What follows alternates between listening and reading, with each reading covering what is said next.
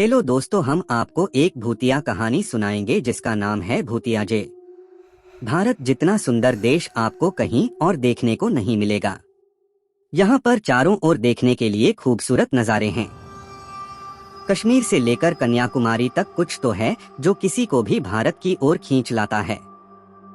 अगर हम बात करें पहाड़ों की, तो पहाड़ हमेशा से ही लोगों को खूब आकर्षित करते आए हैं। हिमालय की जो श्रृंखला है वह बेहद ही खूबसूरत है। हिमालय की गोद में अनेकों राज्य बसे हुए हैं, जैसे कि जम्मू कश्मीर, हिमाचल प्रदेश, उत्तराखंड, सिक्किम, अरुणाचल, मणिपुर, मिजोरम, त्रिपुरा, मेघालय, नागालैंड, असम। यह सभी अपने आप में बहुत अनोखे हैं। इन सभी राज्यों की अपनी खूबसूरती और अपनी विशेषता है।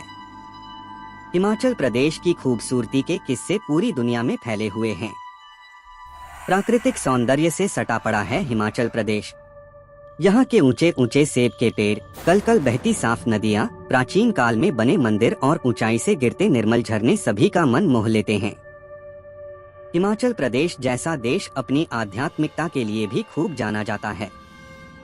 जो यहाँ एक बार आता है वह यहाँ की खूबसूरत वादियों में हमेशा के लिए खो जाता है। दिया को भी हिमाचल प्रदेश से कुछ अलग ही लगाव है।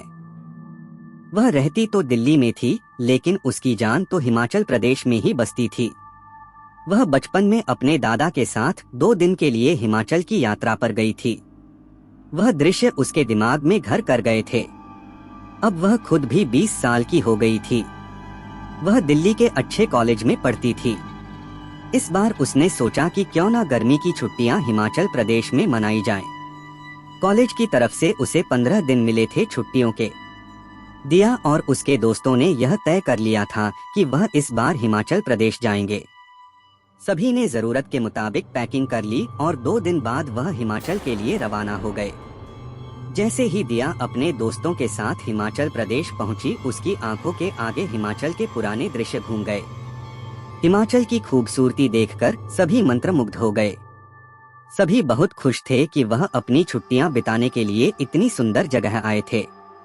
दिया के जिन दोस्तों ने ऊंचे पहाड़ नहीं देखे थे, वह पहाड़ों को देखकर बहुत ज्यादा आकर्षित हो गए। उनका एक हफ्ता कैसे घूमने फिरने में निकल गया उनको पता ही नहीं चला। हिमाचल के बाजार में खरीदारी का सिलसिला थम ही नहीं रहा था। दिया और उसके दोस्तों ने जमकर खरीदारी की। 1 हफ्ते बाद में उन्होंने मन बनाया कि वह सभी बचे हुए 7 दिनों के लिए हर दिन एक नए ट्रेकिंग पॉइंट पर घूमने जाएंगे। सभी नई जगह जाने के लिए बहुत उत्साहित थे। सबसे पहले वह पहुंचे सोलन जिले में। वहां की खूबसूरती को बयां करने के लिए मुंह से 2 शब्द भी नहीं निकल रहे थे। चारों तरफ हरियाली देखकर ऐसा लग रहा था जैसे कि मानो प्रकृति ने भी हरे रंग के वस्त्र धारण कर लिए थे।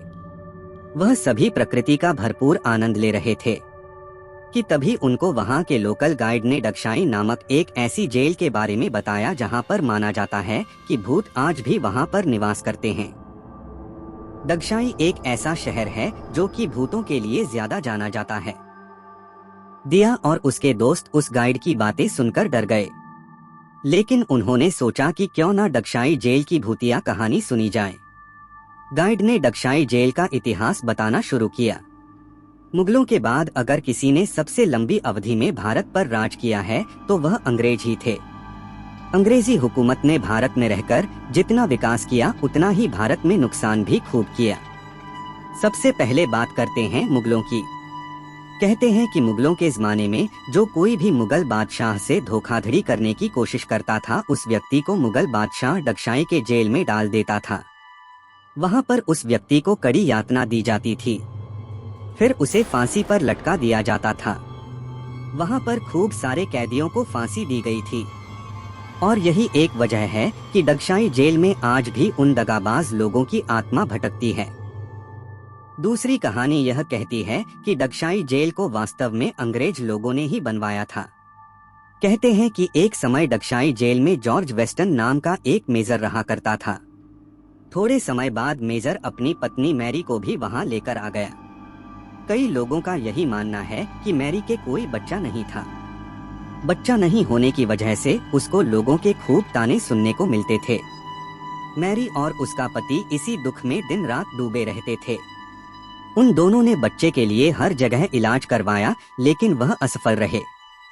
फिर कुछ दिनों बाद में आखिरकार मैरी गर्भवती हो गई, लेकिन 8वें महीने लगते ही उसकी अकस्मात मौत हो गई।